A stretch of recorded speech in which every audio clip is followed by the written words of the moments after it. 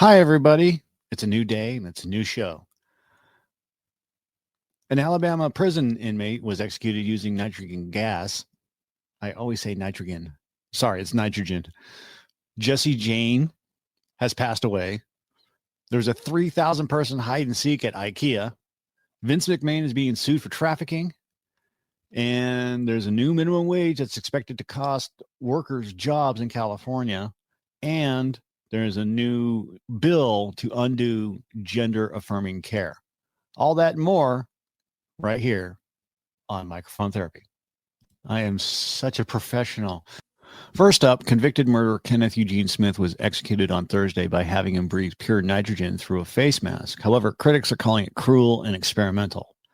Alabama is one of only 3 states, Oklahoma and Mississippi being the others, to have approved the method, which is designed to deprive the body of oxygen and replace it with nitrogen, causing death, as opposed to lethal injection, which is the most common execution method.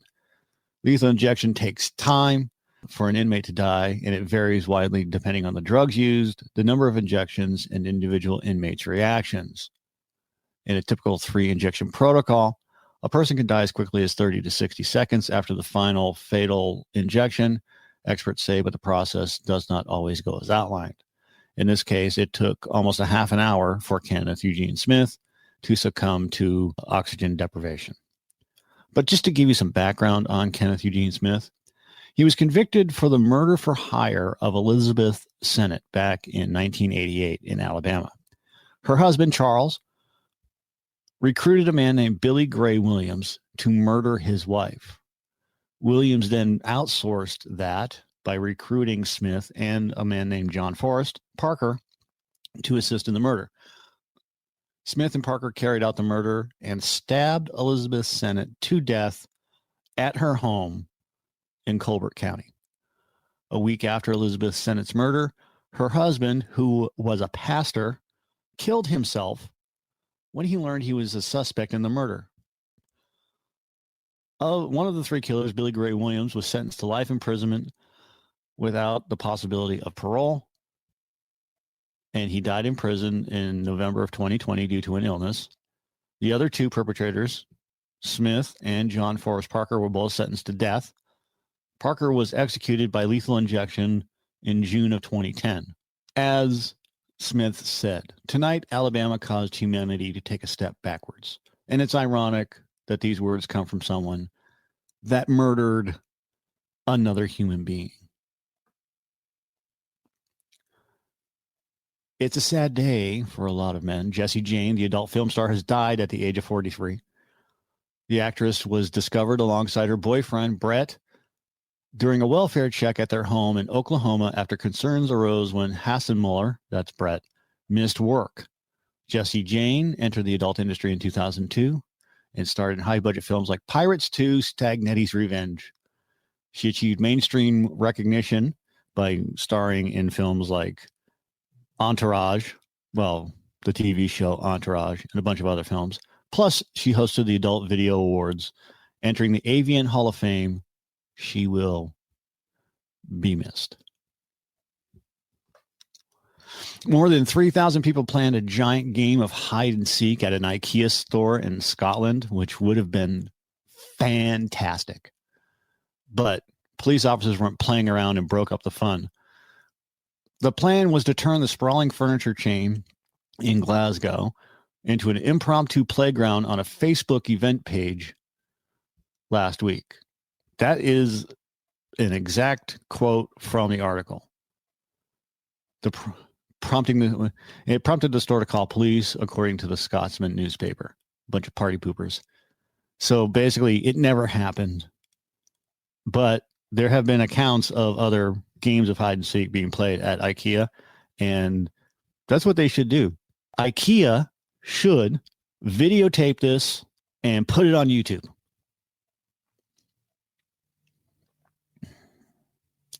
Vince McMahon, who now looks like a mobster straight out of the 20s, is being sued for trafficking, among other things.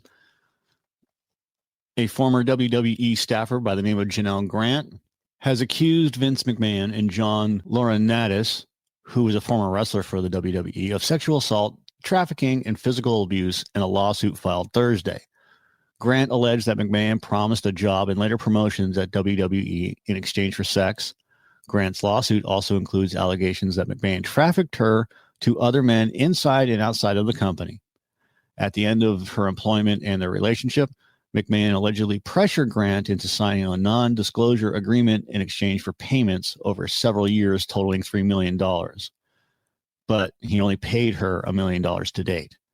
According to the Wall Street Journal, an investigation which reportedly began in 2022 revolved around allegations that McMahon paid $3 million to a former employee with whom he had an affair. The separation agreement, which was made in January of 2022, prevented the former then unnamed employee, which is Grant, from discussing her relationship with McMahon or disparaging him. They also unearthed other older non-disclosure agreements involving claims by other former female WWE employees of misconduct by Mr. McMahon, as well as other misconduct claims that were reportedly found against Laurinaitis. Vince McMahon paid more than $12 million to 4 women to cover up allegations of sexual misconduct and infidelity. California minimum wage is expected to cost workers jobs and increase the prices of food. If you live in California, you already know that that's happening. Executives at McDonald's and Chipotle Mexican Grill have already indicated menu price hikes are coming. During a conference call in November, McDonald's CEO Chris Kempczinski told analysis that his company expects to raise prices by a mid to high single-digit percentage. I don't know what that means, between 1% and 9%, I guess. Also, 2 major Pizza Hut franchise operators in California announced back in December that they would be laying off all in-house delivery drivers as a result of the new law, and instead will be using things like Uber Eats and DoorDash to provide delivery services. The layoffs impact hundreds of Pizza Hut locations across the state, including Los Angeles, Orange, Riverside, Ventura, and San Bernardino counties, and Sacramento, and involve more than 1,200 drivers. And it'd be ironic if they got a job with DoorDash or Uber Eats. The California minimum wage for fast food workers is on track to raise to $20 an hour next April. The pay hike is part of a deal between the restaurant industry and labor groups over controversial legislation in California.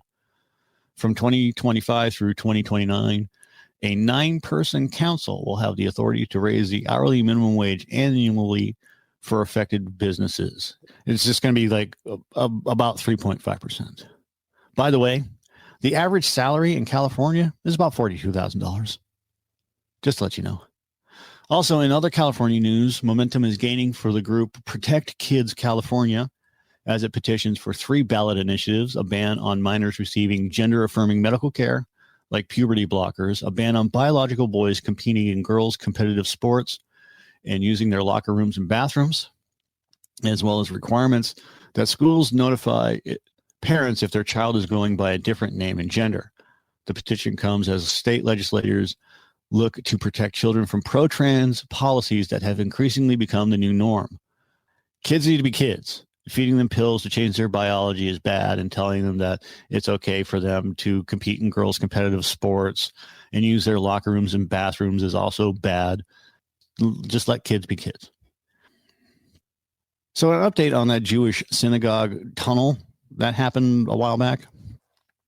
Just to give you an update, 9 men were charged with criminal mischief or attempted criminal mischief and other offenses after New York officials ordered an unauthorized tunnel built adjacent to a Brooklyn synagogue to be stabilized.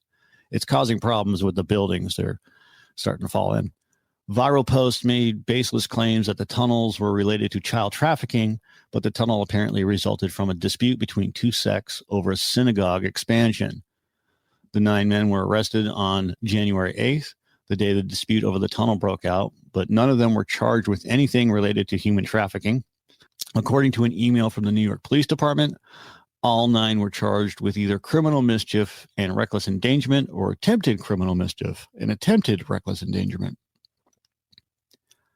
In addition, 1 was also charged with obstruction of governmental administration, and 2 were charged with an attempted hate crime.